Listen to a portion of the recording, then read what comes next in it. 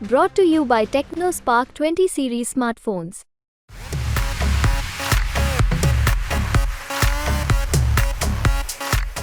जनता का समर्थन मिल रहा है आपको? अपार जन समर्थन है, अपार।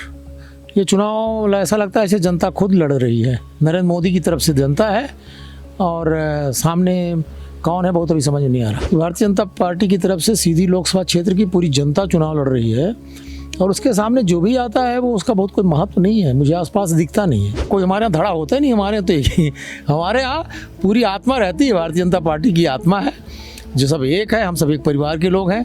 और हमारे यहाँ एक भी आप नाम बता दीजिए। नमस्कार, आप देख रहे हैं एमपी तक और मैं हूं हरिओम सिंह। आज हम हैं सीधी लोकसभा क्षेत्र के भारतीय जनता पार्टी के प्रत्याशी राजेश मिश्रा जी के पास। राजेश मिश्रा जी लगातार संगठन में कई वर्षों तक काम किया है और पार्टी ने उन पर भरोसा जताया है और सीधी लोकसभा क्षेत्र का प्रत्याशी बना है। सबसे पहले तो आपको बहुत बधाई सर। बहुत बहुत धन्यवाद सर। क्या मुद्दे हैं इस बार जनता के बीच में, क्या मुद्दों को लेकर, किन उपलब्धियों को लेकर जा रहे हैं आप? हमारे यहाँ गरीब कल्याण की जितनी योजनाएं विगत 10 साल से चल रही हैं केंद्र सरकार द्वारा, वो हमारे लिए सबसे बड़ा मुद्दा है और वो सतत रूप से आगे चलती रहें, जनता की खुशहाली हो, यही हमारा सबसे बड़ा मुद्दा है। किस तरह का जन समर्थन, आप चुनाव प्रचार में निकले, फर्स्ट फेज में चुनाव हो रहा है यहाँ, तो क्या किस तरह का जनता का समर्थन मिल रहा है आपको? अपार जन समर्थन है, अपार। ये चुनाव ऐसा लगता है जैसे जनता खुद लड़ रही है। नरेंद्र मोदी की तरफ से जनता है और सामने कौन है बहुत अभी समझ नहीं आ रहा। अच्छा, एक तरफ कांग्रेस के पूर्व मंत्री कमलेश्वर पटेल चुनाव मैदान में है, दूसरी तरफ आपकी ही पार्टी के एक बागी नेता हैं गुड़बाना गणतंत्र पार्टी से अजय सिंह है। इन दोनों के बीच में किस तरह आपको लग रहा है कि चुनाव का क्या? मुझे ऐसा नहीं लगता कि बहुत कोई पास में है, काफ़ी दूरी है। भाई जनता जब आ जाती है ना तो फिर उसमें राजनीतिक दल कोई मतलब नहीं रहता।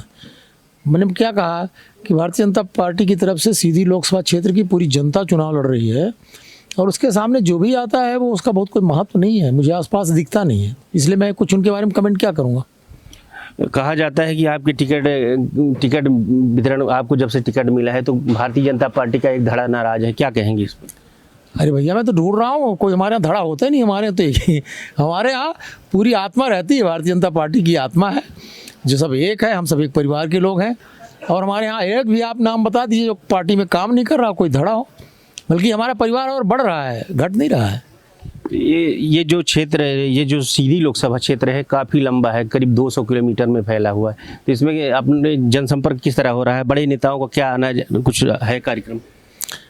200 नहीं, एग्जैक्टली पूछिए तो 400 किलोमीटर है। और मैं एक बार तो पूरा भ्रमण कर चुका हूँ, हर विधानसभा, हर मंडल।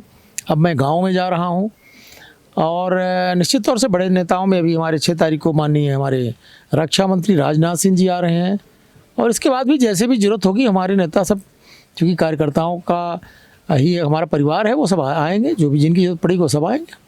इस संसदीय क्षेत्र में 2 परियोजनाएं लगातार लंबित हैं, एक सिंगरौली ललितपुर रेलवे और दूसरी रीवा सिंगरौली जो सड़क है, सीधी सिंगरौली, तो इसको क्या कहेंगे?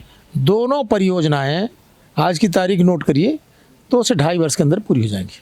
अच्छा, नोट कर लीजिए।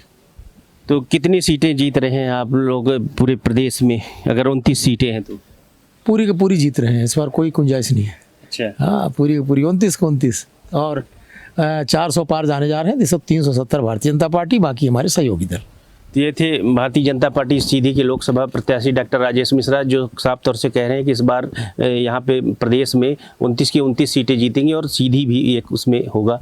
सीधी से एमपी तक के लिए हरिओम।